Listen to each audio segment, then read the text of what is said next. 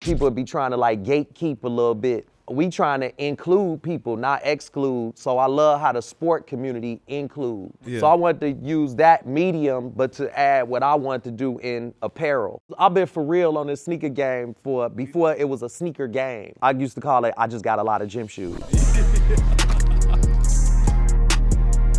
Aux Money back with another one. This is probably my most sacred episode. It has to be. I'm with my big brother right here, Don C. Man, I'm happy to be here. Man, it's crazy because like even just coming up into this whole like music industry, you know, me and Trav, we used to sit at my grandmother's apartment in Jersey, and we would just like map out how things are gonna go, and we just like mapped out a lot of what we were gonna do off of what y'all were gonna do. Just y'all based out of Chicago, you and Kanye, me and Trav based out of Houston. It just was like a blueprint to what was gonna happen. So for us two to be sitting on the couch right now with the relationship that we do have, I appreciate you coming through, bro. And you know, I think this is really dope. Man, and it's I'm necessary. I'm honored and I'm hyped. Yeah. I see you as likes. So Yeah, that's how we yeah. get down, and that's how we always rock. And also, a lot of people don't know that we were gonna have like this show on Sirius like a long time on satellite radio.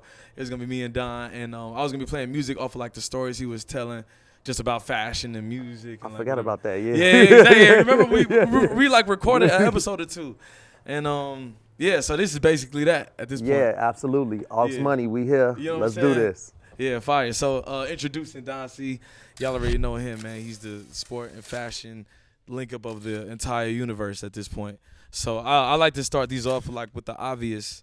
And here we are at the Mitchell & Ness pop-up at Indianapolis. I want to ask you this first. What do the two words Mitchell & Ness mean to Don C? Oh, wow. That sparks a lot of nostalgia, pun intended. Mitchell & Ness is like my favorite brand. Anybody that know me, it's how I really like got into the game of like culture. Right. Was on a national scale, because like in the late 90s, 1998, I was like a young entrepreneur that was also into tech. And so tech at the time was a website. Yeah, right. And so I bought the URL vintagejerseys.com. Okay. And I wanted to start distributing throwback jerseys online because Mitchell & Ness didn't have a website at the time. Okay. So that's how my relationship with the brand started. So on Vintage Jerseys, were you selling Mitchell & Ness, or were you just selling? I was selling Mitchell & Ness jerseys. But this was at a time like 1998 where people didn't even feel comfortable putting a credit card on a website. Okay, right. Like if it was like, oh, buy this on the internet, and be like, it's wait. probably like a virus or something like that. They thought it was like a scam or something. So I had more people that knew me that would call me. Okay. They would see the pictures online, and then they would be like, yo, you got this? Let me get it. But I didn't have a storefront. I didn't have a retail business. So at the end of the day, I was hustling them out of my bins. I was selling throwbacks out of my bins. I was calling rappers, like, and through relationships I knew. So, and at the time, Kanye was wearing throwbacks, but didn't nobody know who Ye was at the time. And just so on some street shit. But he was early with it. And so that's what this brand mean to me. It's like the beginning of my career when it came to like retail, entrepreneurship, culture, sports, everything. Like at the time, the president, Peter Capolino, he just didn't like the look I was representing the brand, like selling throwbacks out of my car. Okay. So he shut me down. And when that happened, like I cried. I was hurt because I love the brand, but I rekindled the relationship. I was about to say, what happened? What conversation was it that rekindled the whole relationship between you and him? It didn't rekindle between me and him. He got up out of there. Oh, man. And so, the new president saw what you was doing. Reebok bought the brand, and then like later, like I designed the Just Don hats, and it was just based off the Buck 50s. And exactly. So, I hit Ye with one, and he took it there. Jay took it there, and that developed the current relationship with Mitchell & Ness. Exactly. So, yeah, like I said, we like to start with the obvious. I'm sure you answered this question a lot of times, but for the millions and millions of Aux Money viewers, break down the Buck 50 hat and why you decided to take that to the sports realm and launch the whole Just Don brand and what it is now. Yeah, man, Buck 50s, you know what I'm saying? Y'all got to Google that. It's a movement out of Chicago, late 80s, early 90s. Right. Drug dealer chic. Not If for you real. was a drug dealer, if you was getting it, you wanted to set yourself apart from the regular cats with a snapback. So you go to like the Korean dry cleaners on the corner and you get them to sew the python visor on there. And then So on that was the back- process. It was the Korean. Yeah. I mean, I'm not trying to be customize. prejudiced on exactly which ethnicity. Yeah, but no, yeah, you in know, my neighborhood, yeah, it was that's a how it was. Korean Right. dry cleaners. And so, like, then they throw and at the time, it wasn't even real snakeskin. It was fake. But it just still was pristine. Yeah, you know what exactly. I'm saying? And then in a certain area of town, there was a store called Breyers. Shout out to Breyers at the time. They made them like regionally famous all through Chicago. Right. But Breyers was on the west side, so me being from the south side, I didn't have a Breyers. I just had one like from my neighborhood dry cleaners. Exactly. So yeah, that's the anatomy of the Just Don hat. Just some hood Chicago shit we put on a global scale. Exactly. And I had every single one. Don though. I used to hit him like, no, I'm not gonna lie. You came with this Astros joint. I need this joint. Had to. So check this out, real quick, just on some street shit, since that's how we come right now.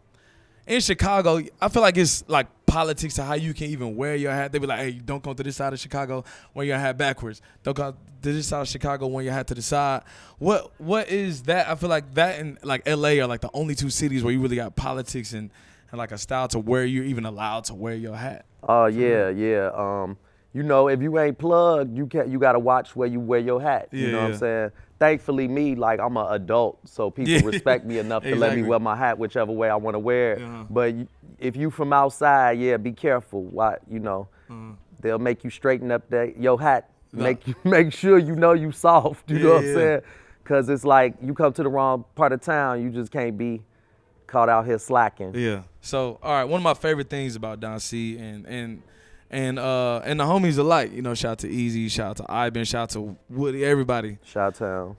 I feel like y'all memory bank is just so immaculate. I feel like y'all always have stories on stories on stories on stories, right? I want to ask, do you have any favorite All-Star Weekend stories? Do you have any favorite just Chicago Bulls stories in general that led you to the point we at where, you know, you making so much apparel? Man, what's a good All-Star? All-Star 2002. Yeah. That was the year 50 Cent took over, Get Rich or Die Trying. Yep. And that was like the first All-Star weekend that like, I felt like Ye's career was about to do something. I could just feel it in the air. Okay. Like we had, it wasn't 02, it was 03, matter of fact. And it was like we had. The specifics are crazy. Yeah. The specifics is crazy. And we had put out we was just like, he was just popping as a producer, you know what I'm saying? And we was about to like put out, I think it was after Through the Wire came out. Yeah. So it was definitely like people was like kind of respecting. And so that was the first All-Star game. It was like when we went to the mall where people was recognizing them like, yo, what up, Ye? What up, Kanye? So I feel like that was a good one because that was like the one that I felt like life was changing a little bit. It was the first All-Star game where we felt like we found out what a police escort was. Yeah, those things are important because you never look back after those times. Yeah, exactly. You like, never look back after those times. What? We could pay the police to push us through traffic? You know what I'm for saying? real.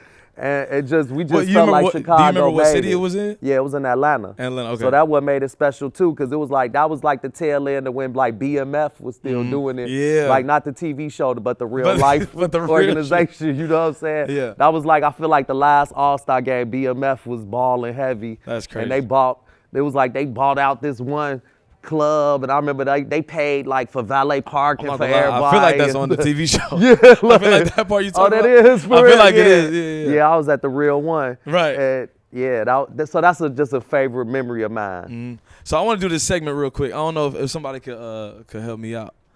Zoe, help me real quick. What we're gonna do is we in the Mitchell in this store. We're gonna just bring out a jersey. Okay. And we're gonna ask Don C what this jersey means to him. Oh, so okay. This is real fun for me. Let's start with this one right here.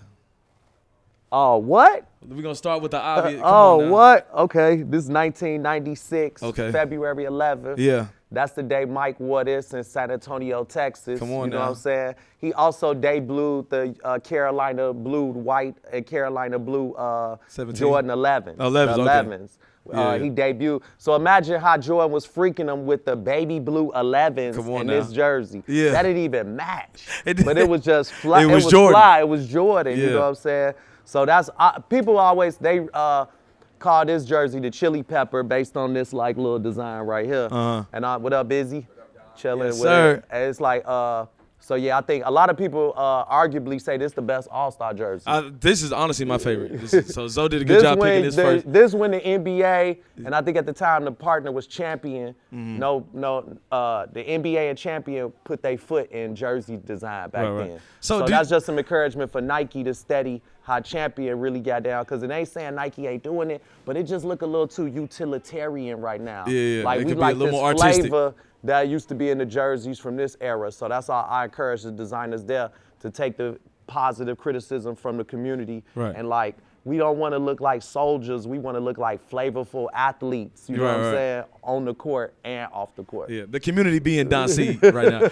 But since that's the only All-Star jersey we're going to pull out, do you prefer it when, because honestly, I loved it when they played in their own. Remember, it used to be the home team and their home jerseys against the away team. So I'll tell you the story with that. Yeah. That only happened in 97 and 98 because that was the year that Champion lost their license with the NBA. Mm-hmm. So actually in 97, they had designed a jersey to be in Cleveland. Right. It had the guitar on it. Mm-hmm. So Mitchell and Ness had just done, a couple years ago, we did the storytelling behind that, and we released the guitar NBA Alls because the design was released. Right.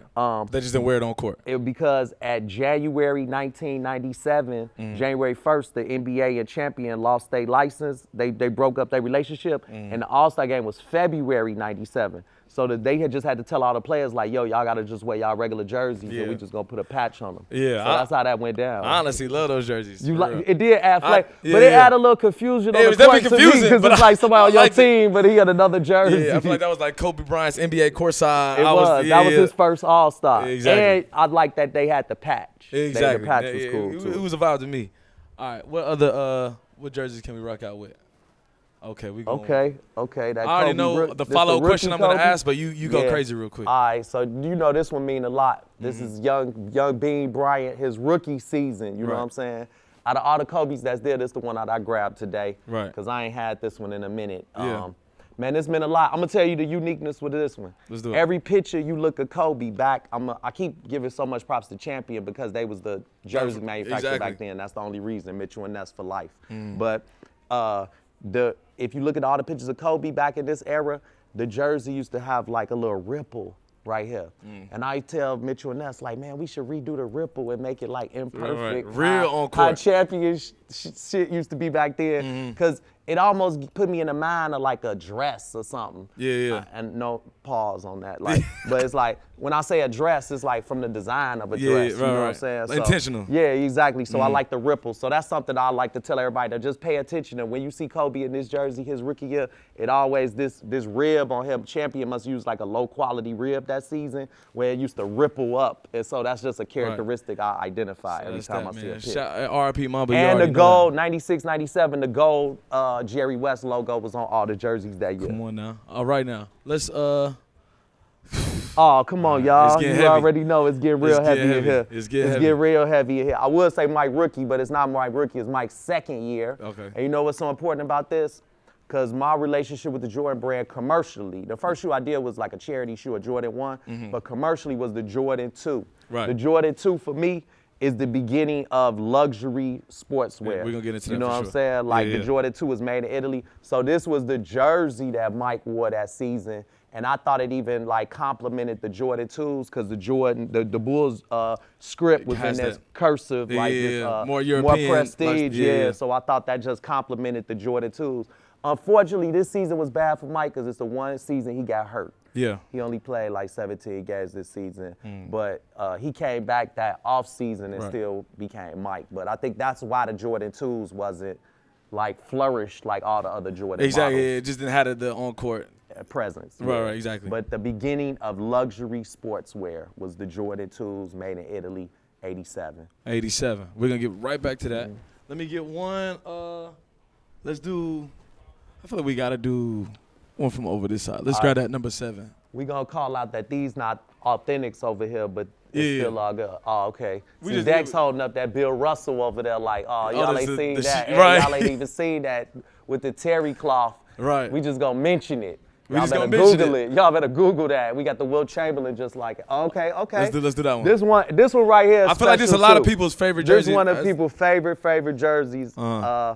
Man, this jersey is really creative. You know, it was brought in that era of like super graphic jerseys. Right. So I thought the sublimated graphics with the embroidery and patchwork. I mean, none other than that Vince Carter. Right. You know what I'm Slam saying? dunk champ. Mid-90s Toronto Raptors. I think this jersey embodies 90s basketball. Exactly. When you think of 90s basketball, you think of the Raptors logo. I think so many players today, they first glimpse of the NBA was this NBA. logo. Yeah. Exactly. So this is like kind of when, after Jordan took the NBA there, well, we took it global. The game was Canada. Right. It was in your face. It was all about the celebrity games before the tunnels and everything. Right. But MTV, Rock yeah, and Jock. yeah, that exactly era. that era. Yep. So you feel that with this.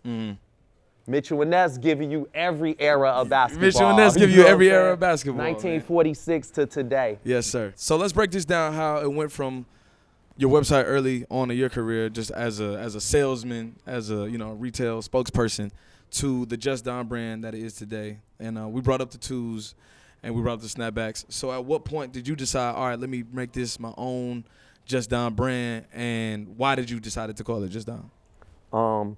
Man, it was like organic. Working on Watch the Throne, I had the privilege of working right next to Ye and Jay. And so they saw me working on the hats. Right. And so it was something they was like, oh man, we rock with these. So organically, they supported. Once the tour happened, I feel like then it was a product that was like in culture. Like we on tour, people could consume it and get it. Yeah. So that's where the brand came from there. I was so privileged because working in music, I love music, and music is like the pulse of our lives and culture.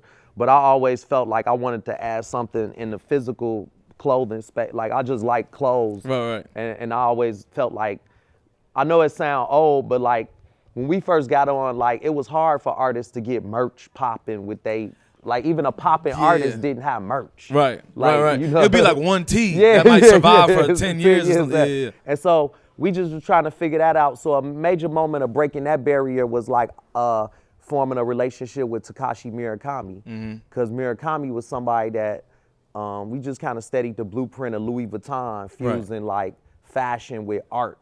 So I just felt like other mediums of culture could be fused, sport and art. Right. You know, Exactly. design and music and whatever. So the beginning of fusing those worlds is like, think what Blue, like Murakami on the merch was like next level at the time. It's next level today. Exactly. And so that just allowed me to really see like, man, it's a lane to be able to do apparel and still be involved and add value to the space and to the team and culture. Right. And so that's what I wanted to do. And sport. I love sport because fashion, when I started like really wanting to be a part of fashion, I'd be feeling like people would be trying to like front, or people would be trying to like gatekeep a little bit. And I ain't like that. And so I felt like, man, we trying to include people, not exclude. So I love how the sport community includes. Right, exactly. Like we could be rooting for opposite teams, but we could still enjoy the game together. Enjoy the game. Yeah. We still at the Super Bowl at the same time. Exactly. And or we could be completely opposite characters from completely other spectrums of the world and come together when our team wins. Right. And you have people that might be Lakers fans that are from Arkansas. Somewhere else. You know, so sport just includes sport everybody. is a unifier. Yeah. So I wanted to use that medium, but to add what I wanted to do in apparel, but on the sport medium. Love that. And it's crazy because, especially one thing I want to talk to you about, Don, is colors. And I always respect those eras. I respect, because graduation is my favorite era, just creatively from Ye's career. And my favorite era from Trav's career is Usher World, because I feel like it's so hard. I feel like it's easy for everybody to kind of lean on this dark, mysterious, like kind of, like that whole vibe Rock for just star. Yeah, to be creative. We know they rock stars, but to Exactly. bring you in the world, it's Right. like to bring you in their amusement park. Exactly. Now that's way bigger than a rock concert. I'm just being real. And no, for real. But amusement park, everybody love Disneyland. And that's why I say that, because it's hard to get people excited about pinks, purples, and yellows. It's easy to be excited about, oh, I'm black, I'm dark, I'm mysterious. But it's hard to get people excited about pinks, reds, yellows, and I think blue. that has the timeless longevity, the worlds. People want to be a part of the world. They'll talk about the world forever. They'll mimic the world. You know? Right, exactly. So yeah, with that, how do you think that inspired? Because I know your first shoe collaboration that I purchased was not the Louis Vuitton, the Just Don 2, and the all blue, and then you had the all cream one as well. So what inspired that, and why did you want to go with that being your first Jordan sneaker rollout? Well, when I had the Jordan, first got the deal with Jordan Brand, it came across me doing a charity shoe, and it ended up like raising some money for charity. So they was like, yo, how do people know who Don C is? Like, Right. and I was like, man, you know, I got a little respect in the sneaker community, you know, Yeah, yeah. because I've been for real on this sneaker game before it was a sneaker game, you know, like just on, I used to call it, I just got a lot of gym shoes. Yeah. That was what it was. And so, and then I used to like, before people even mess with K West Beats, they would see the Jordans I'd be wearing, like, man, where you get them? And so Right. I'd be like, able to pay my rent in New York when I couldn't, when music wasn't paying the bills. Right. You know what I'm saying? I used to hustle shoes. So that's just always been part of my ethos. And when I got the deal with Jordan Brand, it was like the first person that wasn't like a celebrity, just somebody that's like a sneaker enthusiast. And so I was like, man, I just so hyped because I want to show people out there that you could be in this and not rap, not play ball, but you could still have a part in the game. And so I got the Jordans, and so basically they was like, yo, the Jordan 2s is a model that don't get no shine. What you think you could do with it? And I was like, man, I could tell the storytelling how about that's the beginning of luxury sportswear. Right. So it only made sense to fuse. My wife had a Chanel purse, and I just looked at it and I was like, man, I just need to fuse the quilting from the Chanel on the Jordans. And man, that's how it came about. And the blue was the actual color of the reference purse. So Right. I just rolled with that. Okay, so the actual purse was blue. Yeah. Okay, fine. Yeah. I feel like we can't even finish this conversation. Not to say we're almost done, but we can't even finish this conversation without bringing up Virgil Abloh. You already know. Absolutely. So let's just break down those early years of you and Virgil, and just how mobbing around, tour life, and the whole breaking down what you guys expected of each other into what it is today. Man, that brother, he inspired me so much because it was at a point in time where like me and Ye came up together. So I'm very protective of him because I seen him from inception of his career to being somebody globally. So when we met Virgil, it was like a refreshing breath of air of somebody that was creative, that we could build with, that we wasn't trying to like sun. Right. We just thought like, how like niggas come around, you just feel like they like kind of just jocking for no reason, but you feel like, oh man, this somebody genuine that's That can offer interested, something. but like, man, he trying to add some value to what's going on. So that's the first cue I tell everybody. That's how Virgil got in. He came in adding value right out the gate. Like, yo, I'm creative, I'm an architect, I'm formally trained, I want to design, I'm hungry. How can I help design? So of course, we always creating. If somebody say they creating, you could build with us at the time. And what he helped me realize is he helped me reach out to other creatives. Because me and Ye came up together, I'll be so protective. I'll be like, people come around, I'll be like, oh, they just trying to get around Ye. They just trying to. Well, Exactly. Virgil was like, yo, I come from the point of view of somebody trying to get around that's positive. And that's not always a negative thing. And so that's what Virgil kind of, something I want to encourage everybody to kind of follow his work ethic, his eagerness to always add value. And I mean, he was uber talented too. So that's the first thing, get your skill craft like tightened. You gotta sharpen your sword before you go out for battle. So this man's sword was the sharpest. Right, You know what I'm exactly. saying? And the thing I always reflect about Virgil is that he was a student of every craft that he went Everything. into. Even when he started DJing, it was like, oh, I just watched this documentary on this and this and He that. did not DJ. He was Yeah. not a formal. And so that's Exactly. what helped. It gave me the encouragement to not be a formally trained designer and want to design or anything you want to do, you can do. Right. And there's so many resources out here online. So it ain't even Literally. resources that's hard to Get back get. into the It's- tech, it's- exactly. It's resources right here. So I think he fostered a whole wave of kids that are now the leaders of culture. Exactly. Virgil had an impact on everybody. Rest so in peace, Virgil forever. Virgil forever. So we got into this music conversation a little bit. I know, Don, you're a supremely elite 90s rap, hip hop connoisseur. I know there's a lot of Mobb Deep involved, Tribe Called Quest involved. How did those sounds impact the clothing and the materials that you do make now? Oh man, that's the fabric. That's my son. 90s rap is like the soundtrack of everything. And even today, like it's so many producers from my era that have modern sounding music. Yeah, like yeah. my son is now the next wave of it. Him being 14, me educating him Shout on out Baby Don, man. Don, you know what I'm saying? Yes, Me sir. educating him on 90s rap. So like, for instance, his favorite producer is Havoc. And Right, when I which is study crazy. Havoc and his drums and, you know, his sequences and patterns, it's very modern. It's like drill music. Right. Like literally, like, I mean, no disrespect to drill, so I don't want nobody to think I'm disrespecting Chicago drill. Yeah. But like Mobb Deep was like kind of pre No, it really that's what drill, it was. you know what I'm saying, Yeah. in the 90s. So man, I love it. And then and somebody got killed every song. No, Right. Yeah, no, that's how it was. I always break down 90s rap in these 3 different forms, right? I feel like you had like a Tribe Called Kush, right? Obviously, I love Q-Tip, probably one of my favorite rappers of all time. I feel like if you was at one of those parties, you was like probably like a Howard graduate. Exactly. You was like on that type of time. And then you had like the more like even like De La Soul was in that era. Yeah. And then you had those parties where like maybe you was at a Mobb Deep or like a Wu-Tang party where you might get stabbed up. Yeah, like, you know what I'm saying? that's risky. So yeah, and it then was just, like, from one of those Chicago, we was looked at as sellouts for liking that back then. Yeah, Like yeah. Chicago was like, oh, you trying to be from New York? Why Right. you like? So, cause it was like the time, like just think like Crucial Conflict and Twister was popping in Was Chicago, just- which we was messing with too. Yeah. But Chicago very segregated. Like if you from the South Side, West Side people, like back then, we the ones that tried to bring it together. It's like South Side, West Side, we all Chicago. But back then it was like do or die. If you was from the West Side, you supported them. But I was from the South Side, always supported do or die, Crucial Conflict. Even though it wasn't like the type of rap that I was living at the time, it was from my city. It was easy, so that's you why can I relate had a little to bit rap more, it, and yeah. it had like more of an angle to it.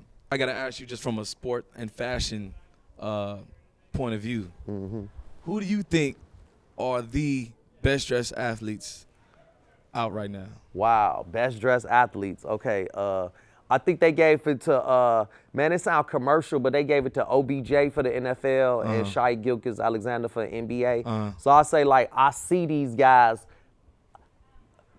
Their outfits are on my Instagram feed more than other More than guys. anybody, okay. So I don't know if that's like the system feeding these guys to me or not. Do you Pause. agree? Yeah. Yeah, I think they fresh. You Right, know, right.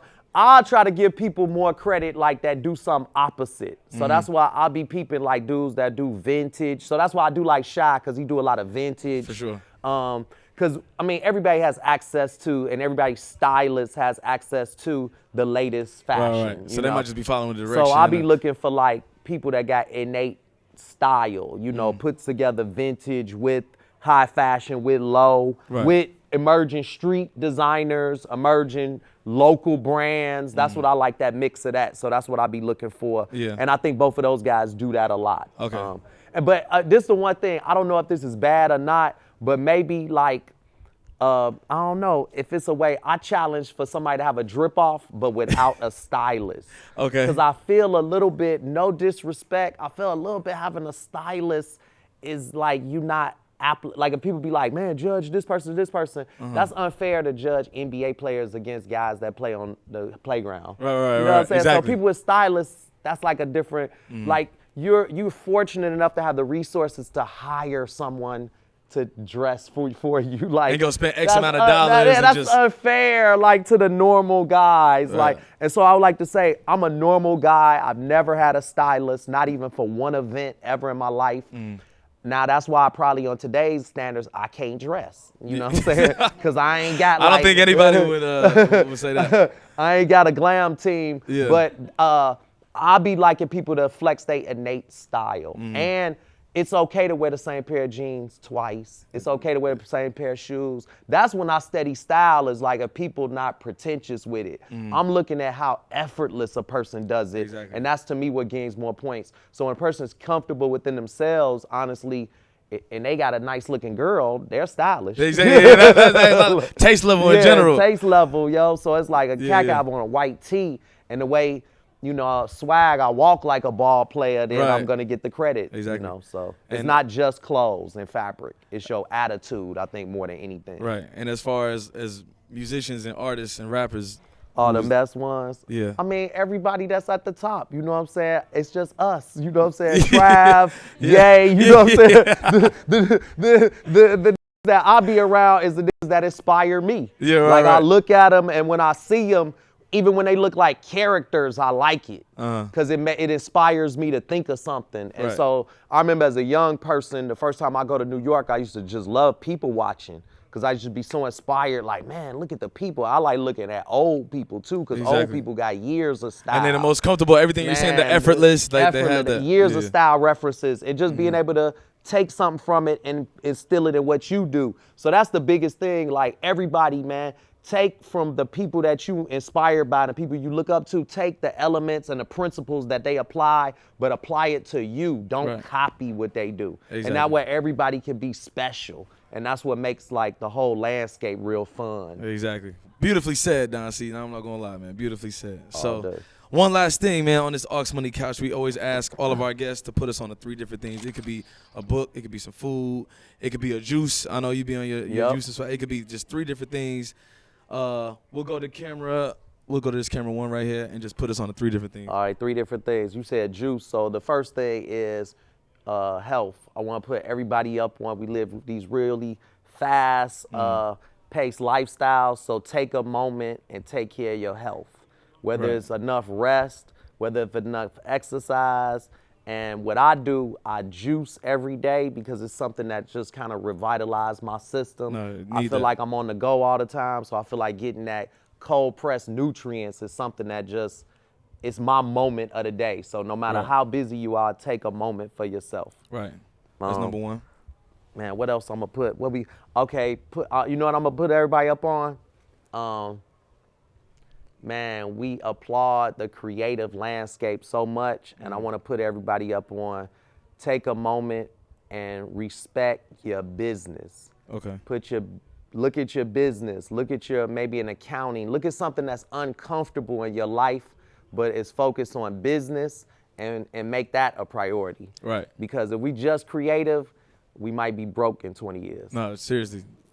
Don't be too entitled to take care of what needs to be taken care of. So look on your, and looking after your business might not be sexy, but so what?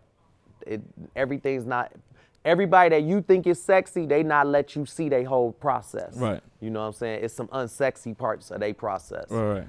And then the other thing, man, I'm just seeing too much dissension out here. So love everybody. Love your neighbor as yourself. Right. That's the golden rule that Jesus instilled, and it's applicable to this day. No matter, so when somebody say love your neighbor, don't say, but is my neighbor this? Just love your neighbor. Right, no matter what. So, man, Don, bro, thank you so much for your time, bro. I know you got this 1,000 Money things pod, to do. man, this Aux Money, I'm privileged to be here, bro. Yeah. I look up to you. Yeah. So even though I'm older than you, I look up to you. And I look up to what you doing, your team is doing. And I feel like anytime I can add value by sharing experiences, I want to do so, because even the things that I look at as failures or things that I did that was wrong, if I share it, then people could have that and be able to do things better, and we all glow up as a people together. Nah, seriously, man. This is the Chase B. Don C conversation is much needed, bro. I'm glad this was documented. Shout out to Boardroom, shout out to Aux Money, all of that. Aux Money, Boardroom, I know you got to Cactus Jack. Who else we shouting out, man? Mitchell and Ness for letting us sit here. Mitchell and Ness since day one been down with me, so we gonna do that as a movie. So Boardroom, I've been talking to Boardroom about some content with Don C. So Rich Kleiman and Kevin Durant, I'll let your boy. But for real, I got so many stories. I want to shoot content and make product around it. And so watch how Just Don and Mitchell and Ness do that. We gonna be like the fashion version of 30 for 30. Yeah, that's crazy. I'm telling you, that's crazy, man. Shout out Don C, bro. One of my favorite people in the entire universe. An example is Black History Month, and you already know how we coming. So, everybody, we got like an audience this time. This like the first time we got a real audience. Okay, cool. We got Don C. You know what I'm saying? And we always about getting that Aux Money too. Yeah, exactly. You know what I'm saying? I told y'all business is important. Yeah. So learn from my mistakes. Somebody that's been exposed to as much as I have, I should have a plethora of financial wealth. Right. And I don't. But I'm not unhappy. It's part of my process. And I always tell people, I say, I got my health, my actual health. So that's more important. But what I could share with other people is the experiences that they have, and you have these opportunities. I want to give you whatever mistakes I made not to capitalize, I'm going to give it to you so you can. Because that's why I be looking at the lames that is on the list of whatever, and I'll be like, yo, don't nobody wanna look like, sing like, dress like, act like these people on top in the business sector. So the people that's making money off of what we're consuming are not the participants of this culture. They're just benefiting from it. So I want to do whatever I can for our culture to benefit from our culture. And so the mistakes that I made a a lot of mistakes, but I'm gonna tell them to everybody so they can learn from it and we can get what's on. What Jay say, I'm charging extra for what they did to the Cold Crush. To the Cold Crush, You know yeah, what I'm no, saying? for sure. I don't know if anybody, we got an audience today. If anybody got a question they want to ask. Let's do it. Come on, man. We ain't in What's up, all Jocko? day. You said it took like Watch the Throne for you to get the Just Done, but y'all was the Rat Pack like way before that. What took, you know, that amount of time from like graduation, late registration to Watch the Throne before you was able to do the Just Done? Oh, man, well, you know, the point, at that time I had a job. I was working for Ye. So that's another thing, like that is also a whole nother thing. Working for your best friend that's elevating and then being able to communicate to him that you want to do something different. Man, that's more jewels that uncomfortable conversations that's that need other to be jewels that have to happen, and having those open conversations and knowing we still family no matter what. Because guess what? The skill sets that I can acquire outside of here, I can bring back.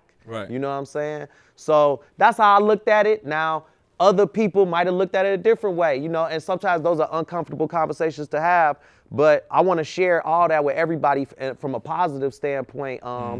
But to answer your question, that's why I feel like it took so long. It wasn't also no blueprint back then. So we was just trying to figure it out. You don't remember, Sway, you ain't got the answers. Yeah. Like, we was trying to figure it out. So God bless us with the resources and the go-to to keep trying to figure it out. And that's what everybody need to do. Like, it's a forever going algorithm that we forever updating. So nobody never has it all the way figured out because we're imperfect. That means we'll never have it perfect. We just figure out how to imperfectly make it work with each other. So that's what it's all about. And I think the number one thing is showing love to each other, because love is a perfect emotion. So if you could put that perfect emotion in imperfect settings, then that at least balances the field. Perfect. I appreciate that. Thank For you. sure. Andrea? If you met a younger version of yourself who was trying to build their brand, didn't know what to do, like, what advice would you give to that person? Be ambitious, be out here, man. Like, and I told you earlier, like, I'm inspired by people that come outside of their shell. Like, I'm not a shy person, but I'm more of a person, like, I be thinking I'm too cool to be too open. You know, like, oh, I'm cool, I'm not gonna go over there with them. No, don't be cool, be uncool. Get out your comfort zone, show people what you doing, be interested in what other people doing. Show interest. Show interest in what others doing. Be intentional about building with people. Get uncomfortable. Don't just build with your likes. See somebody in the room that look like completely opposite to you. See what they do. I bet you it might be something that can add value to what you do. So I think if we just build with what we got here, we got it all here. We got it all here. We be scary. And I used to be scary. Like, I get an opportunity, I'll be rolling with I'll be at one of these things like this, and like somebody come up to me like, yo, Don C, I want to holler at you about maybe doing something. I'll be like, oh, I bet. I won't even tell my boy I'm with. Because I'm scared he's going to go up to dude or something. Yeah. Like, that's some bitch shit. You know what I'm saying? Like, and I had to come out of my shell and be like, man, you know what? I ain't gonna do that. If somebody gonna do me wrong, they gonna do me wrong. I ain't gonna do them wrong because I think they gonna do me wrong. That ain't, so you gotta release all, and if everybody release that and we all be like, yo, look, if we all look out for each other, you always got somebody looking out for you. But if you only looking out for yourself, then you only got one person looking out for yourself. If everybody in this room looking out for somebody else, then that means we got everybody in here looking out for us except ourselves. So that's way more backs you got, you know. So it just takes a lot of, you gotta throw the fear away to feel that way. And so to throw the fear away, I think is love. Like, if you love something, you just do it. Like, the first time I worked with Jordan Brand, they could have been like, hey, we're gonna, you'll never get $1, and I would have signed that contract. Like, hey, seriously, you could do a Jordan, and you just get to meet Michael Jordan. That's what your payment is, man. Sign me up. I love it so much. You feel me? But also, like, when situations change, then that principle don't apply no more. So that's why you got to approach it saying, wait a second, that sounds hyped, but that's not going to be sustainable. Let me think about that. All right. We'll take one more. Anybody got any question for them? What's up, Viz? Take to get a Just Don Cactus collab. Oh, come on, bro. man. You You trying to fuck the you streets. just throwing Busy it trying in- to fuck the yeah, streets you up, just throwing man. it in the universe like that. You know what I'm saying? So that's done. But we gonna hold them to it. You know what I'm saying? Just Don sitting right here, man. Yeah, right. I'm the old nigga on the couch. You know what I'm saying? So yeah, definitely. Man, I'll be honored. And we already talked the ideas. We got a plethora of ideas. So pinpoint one is what it's about. Exactly. But let's do it Yeah, for just- 2024. it's about So hitting- let's be intentional Seeing about the it. target and hitting it, man. That's the only thing that we on over here. Absolutely. I'm gonna ask one more. It's just a super clickbait question, bro. I just gotta ask. Favorite. We spoke about Virgil earlier, and he has tons of things. Actually, it's two questions. I'm gonna ask you two.